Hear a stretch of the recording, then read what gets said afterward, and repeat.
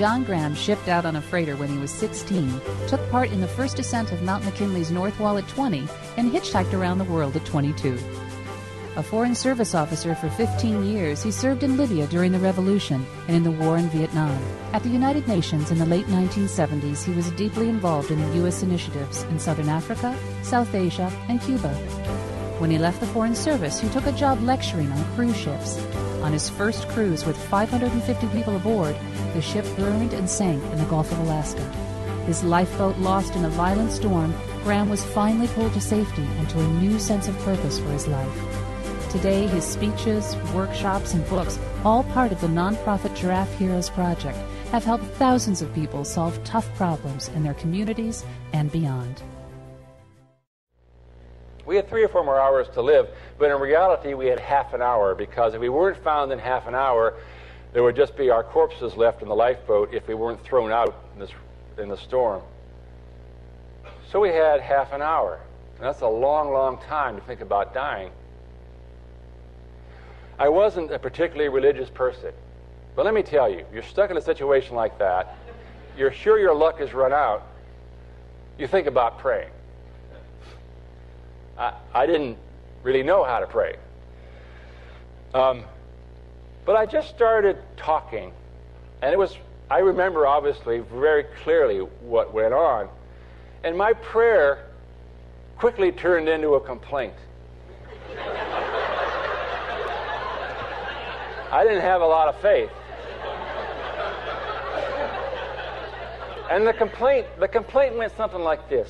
Look, God, I've left the Foreign Service. I'm no longer doing wars and revolutions and arms sales. I have a lot of wonderful ideals to help make the world a better place. And I'm just starting out to do that.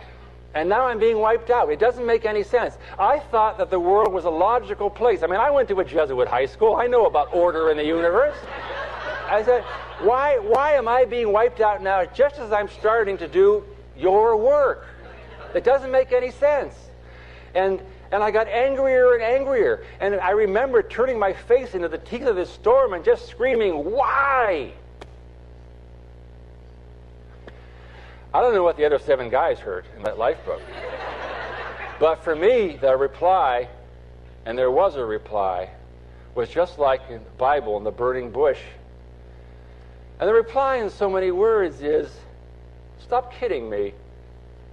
Here you are, you've left this career to make the world a better place. You loved it when your friends patted you on the head in New York City about all your wonderful ideals. Then you started a consulting business and it didn't work. And now you're on a cruise ship. If you get out of this, you'll go on another cruise ship. What I see is you running away from your ideals. And if that's the case, you might as well die out here. It's going to happen very quickly. Because the next 50 years aren't going to be worth living. You got a choice to make. That's what I heard. I was beaten. I had no reserves left. I was freezing. I was seasick as a dog. And I just looked up and said, okay. Okay. And I know this sounds like the end of another grade B movie, but in that instant, an instant of submission, this Coast Guard cutter comes crashing through this wild storm. It would have cut us in two had the lookout not seen us. And we got rescued. Back at the United Nations, again I said I was working on South African affairs. Well, on one of my trips to South Africa, I spent a day in Johannesburg. Or rather, I spent the morning in Soweto, which is the black ghetto, or was the black ghetto of Johannesburg. Walked down the streets of Soweto, garbage strewn, sense of hopelessness. You could feel the hate of a whole bunch of black eyes boring into the back of my white head. And that evening, since I'm still a serving diplomat, I get invited to a cocktail party in a posh mansion in the white section of Johannesburg. A mansion protected by wrought iron fences and guard dogs. Apartheid stank. When I came back to New York, I resolved I would finally do something about it.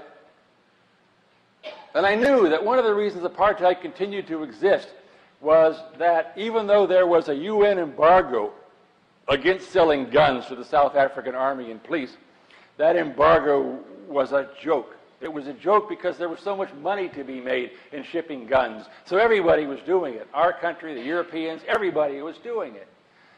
And I says, that's where to attack apartheid. We'll create an arms embargo that will really be tough, but I can't do it with my own government.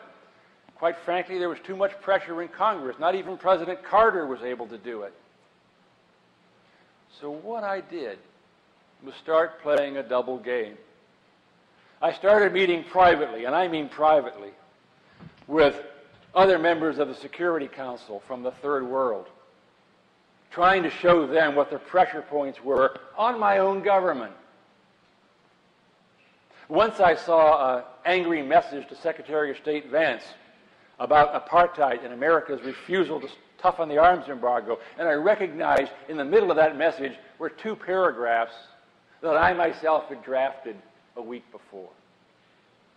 Yeah, it was a dangerous game. I would have been fired had I been found out. But at a certain point, when these messages were really flowing, I went to my own people and said, look, this pressure is enormous. We have to do something. We can't let Carter's promises just lie there. And finally it worked. America agreed to a tough arms embargo on the South African military and police. The Europeans went along. And in May of 1980, the embargo was put in place. And that embargo helped end apartheid.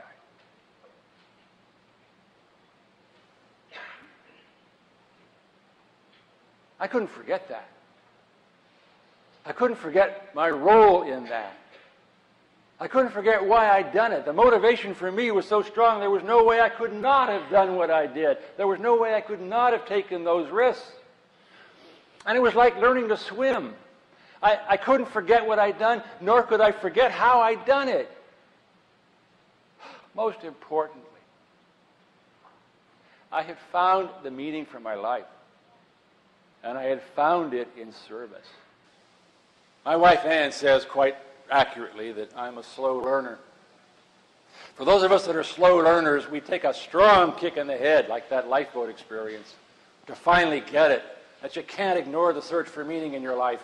For everybody else, I think, just about everybody else, it's a lot easier. There are still small voices out there. There are all kinds of things out there to remind you what your life is about. Find them. Whatever it is for you, ask what you care about. Lift up the corner of the rug that you can lift up and act. Do it to make life better for other people. Do it to solve a problem, but do it for you. Act with meaning. Lead with meaning. To provide passion and energy and focus in your own life. I went back for a high school reunion not too long ago.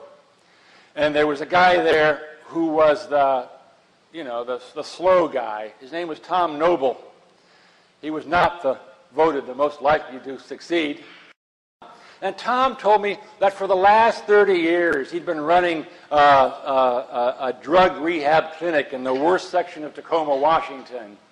And he'd just gotten his name in the papers for risking this big methadone treatment problem that got everybody up in arms that he was going to do it. And he talked about his work with drug addicts. And he talked with passion. He talked with energy and excitement. Tom had found the meaning for his life, and he was going for it with everything that he had. Where's the focus of your leadership? Where is your service? Let it be your answer to Mary Oliver's question. Tell me, what do you plan to do with your one wild and precious life?